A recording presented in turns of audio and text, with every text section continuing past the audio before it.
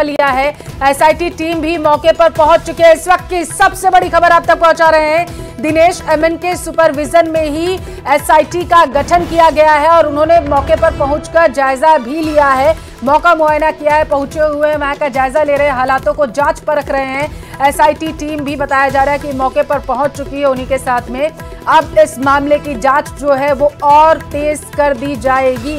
SIT का गठन क्योंकि कर दिया गया है और दिनेश एमएन के नेतृत्व में ही बताया जा रहा है कि एसआईटी का गठन किया गया है। संवाददाता विष्णु लगातार हमारे साथ जुड़े हुए हैं मास हॉस्पिटल के बाहर से। विष्णु, दिनेश एमएन के सुपरविजन में एसआईटी का गठन किया गया, जांच और तेज करने की बात कही जा रही है, लोग आश्वासित हैं इससे या फिर नहीं, जानकारी दीजिए।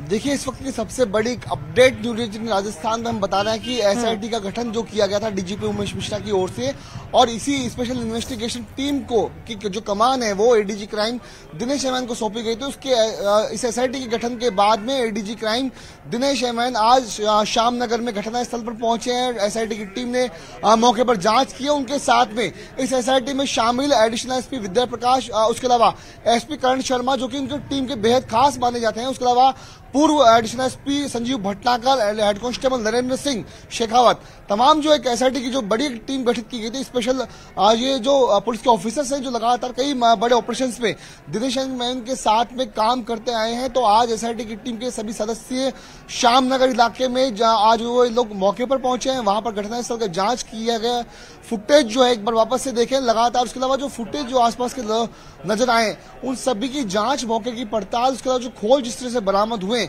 उन सभी की जांच को आज एसआईटी ने वहां पर जाकर के खंगाला है। उसके अलावा जो एफएसएल की टीम में जो भी अब तक की जांच जो तथ्य सामने आए थे, जो फुटेज सामने आई थी, पुलिस की प्रारंभिक पड़ताल में जो अब तक बातें सामने आई उन सभी का गहराई से एडीजी क्राइम दिनेश एमएन की टीम ने वहां पर बातचीत की, जानकारी जुटाई और उसके बाद अब ये क्राइम ब्रांच की स्पेशल इन्वेस्टिगेशन टीम इस पूरे मामले में जांच में जुट गई है। सबसे बड़ी अपडेट हम बता रहे हैं कि एडीजी क्राइम दिनेश एमएन आज स्पॉट पर पहुंचे हैं, उस स्पॉट पर जो कि श्यामनगर इलाके में है, और वो मकान जहां पर कल दिन दहाड़े मिलने के बहाने राजपूत नेता, सर्व समाज के नेता सुखदेव सिंह गोगामेड़ी की हत्या ताबड़तोड़ फायरिंग करके कर दी गई थी। तो महज 24 घंटे की बीत चुकी, मामला जब गरमाने लगा, प्रदेश में जो आंदोलन वो उग्र रूप लेने लगा, लगातार कई जगहों पर धरना प्रदर्शन हुए, उसके बाद एसआईटी का जो गठन है वो डीजीपी ने किया, साथ में 5-5 लाख रुपए का इनाम भी। विष्णु, वाहनों को लेकर के कुछ अपडेट मिल पाया क्या, जो हत्या में जिन वाहनों का इस्तेमाल किया गया था?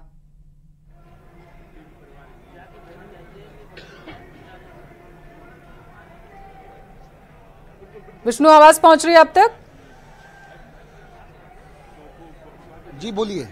चलिए ठीक है, आपके पास आऊंगी, लेकिन इस वक्त की बड़ी खबर पहले दर्शकों को बता देते हैं। सभी मांगों पर मौखिक सहमति बनी है। परिवार ने लिखित सहमति की मांग की थी। अभी हमारे संवाददाता रोशन इस मामले की जानकारी दे रहे थे, कह रहे थे कि आगे अंदर जो मीटिंग चल रही थी, परिवार जो है लगातार इस मांग कर रहा था। 8 मांगे रखी गई थी, परिवार ने प्रशासन के सामने 8 मांगे रखी और मांग की कि इन 8 मांगों को लिखित में आश्वासन के रूप में माना जाए और उन्हें दिया जाए। सभी मांगों पर मौखिक सहमति बन चुकी है, ऐसी जानकारी सामने निकल कर आ पा रही है। परिवार की तरफ से पुलिस प्रशासन के सामने 8 मांगे रखी गई थी। रोशन लगातार हमारे संवाददाता वहां से जुड़े हुए थे और लगातार अपडेट दे रहे थे। रोशन, बड़ी खबर है ये, मौखिक रूप पर मान ली गई है मांगे। रोशन,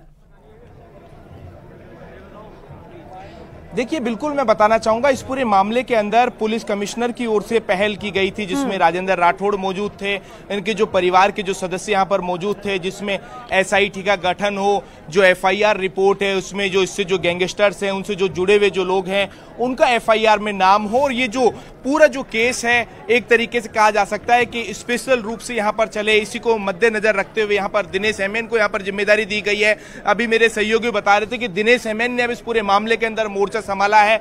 पुलिस की जो अलग अलग जो टीमें हैं उसकी क्या कुछ रिपोर्ट है, परिवार को जो सुरक्षा मुहैया करवाई जाए, जो सुखदेव सिंह गोगामेड़ी है और जो एक अन्य जो मृतक है उसके परिवार को मुआवजा दिया जाए, साथ ही साथ में इस जो पूरे मामले की या तो सीबीआई जांच हो या फिर जो जुडिशियली इंक्वायरी हो, इस तरीके की जो परिवार की ओर से जो मांगे थी, लगभग बताया जा रहा है कि उन मामलों के ऊपर सहमति बनी है। लेकिन परिवार की ओर से ये कहा गया है कि उन्हें ये सब लिखित में चाहिए, समाज के बीच में चाहिए, ऑफिशियली रूप से चाहिए, है। इसमें कोशिश ये की जा रही है कि पुलिस की ओर से भी कहीं ना कहीं लगातार पुलिस की ओर से जो उच्च अधिकारी है उनकी ओर से कोशिश यहां पर की जा रही है कि इस पूरे मामले के अंदर सहमति बने। मैं मेरे सहयोगी से यहां पर कहूंगा, मानसिंह यहां पर दिखाने की कोशिश करेंगे। यहां पर ये जो पूरी जो मेट्रो मास हॉस्पिटल के बाहर कहा जा सकता है कि जो पूरी जो सड़क है सभा स्थल के रूप में यहां पर तब्दील हो गई है। लोगों के बीच में यहां पर जो समाज के जो लोग हैं वो अपनी यहां पर जो बात कह रहे हैं, आप यहां पर देख पा रहे हैं, यहां पर लोग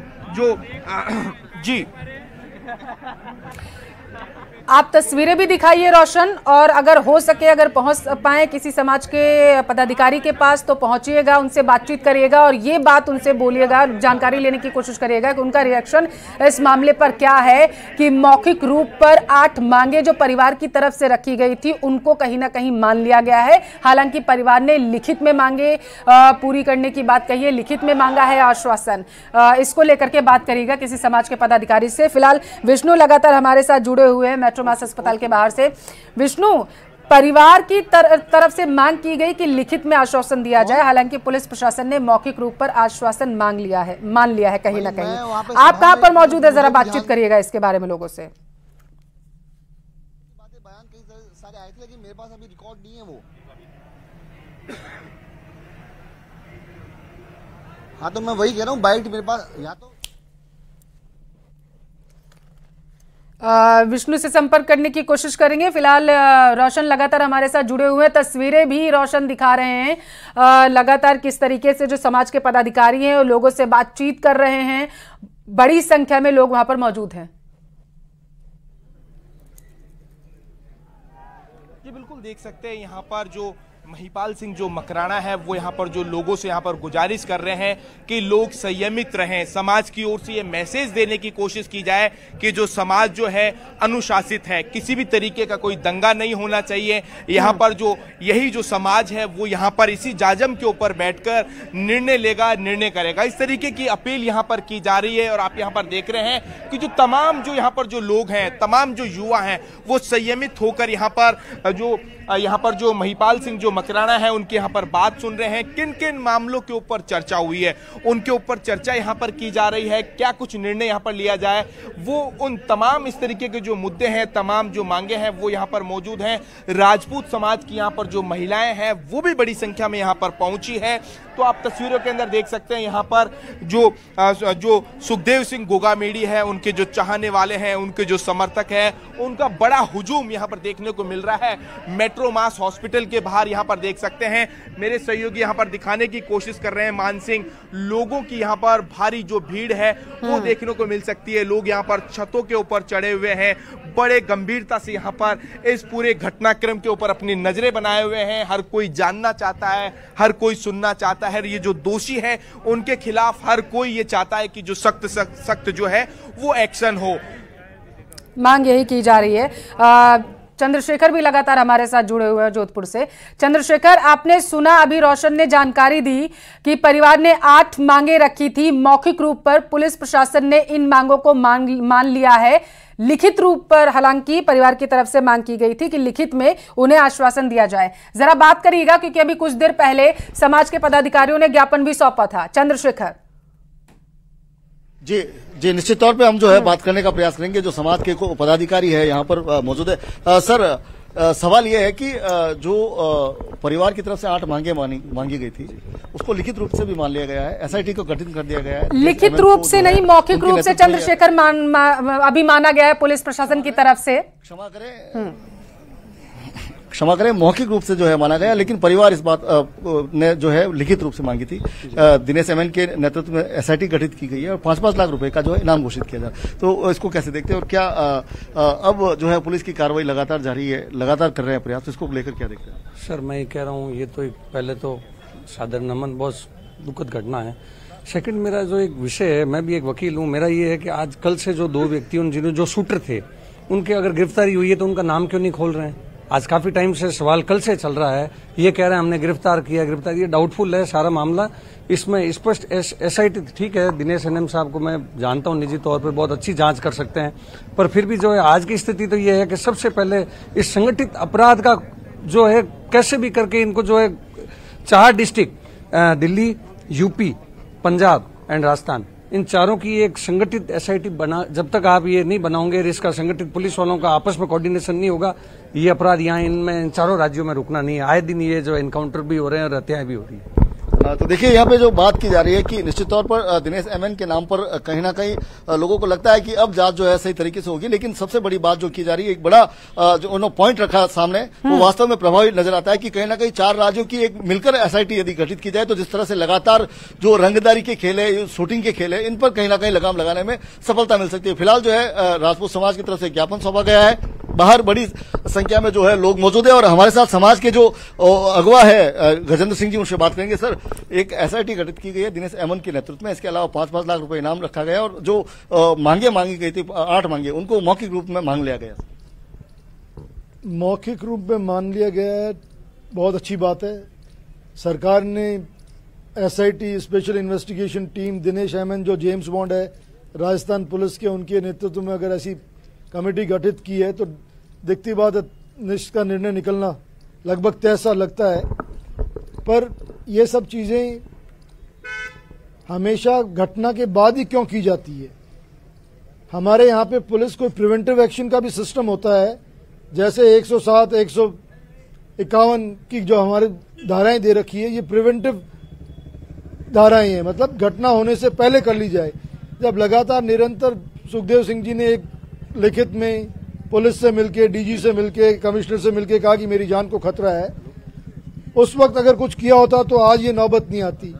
और ओवरऑल अगर मैं बात करता हूं, ये मौखिक आदेश, एसआईटी, दिनेश एमएन, ये सब एक दिखावा है, होना कुछ नहीं है इससे, कुछ नहीं होना इससे। कैसे इस आंदोलन को डाइल्यूट करें, कैसे इसको हम ठंडा करें, इसको दिशाहीन करें, कैसे इसको बाइफोकेट करें, कैसे इसको कॉन्ट्राडिक्ट करें, आपस में मत विरोधाभासी स्टेटमेंट्स आने शुरू कर जाए।